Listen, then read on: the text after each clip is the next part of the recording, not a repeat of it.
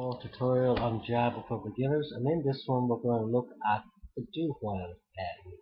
Okay, so what we're saying is we have a variable and it's a byte. It's a primitive type with a byte. The name of this byte and it's contained a value of 56. We're saying do this, print this out no matter what, even if the byte is less than 23, which is not. So when we run that, we're going to get hello world. Okay, now it's just taking a little bit of time to load up.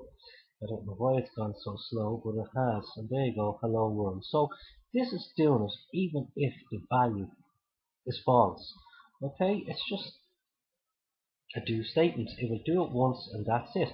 But if I change this to, well, we don't want to go too high, so we can go to, well, we might as well. We go to, let's see,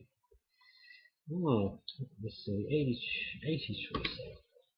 Okay, if I save that, and it's not a bit slow again. If I refresh that, what will we get now? Let's try the launch.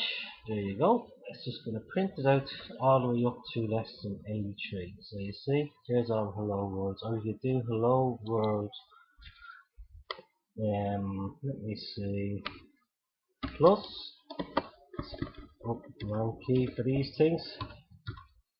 And we go plus, let me see, my P, Y, T. And so we could do it this way. Okay, and we'll save that, and we could run this.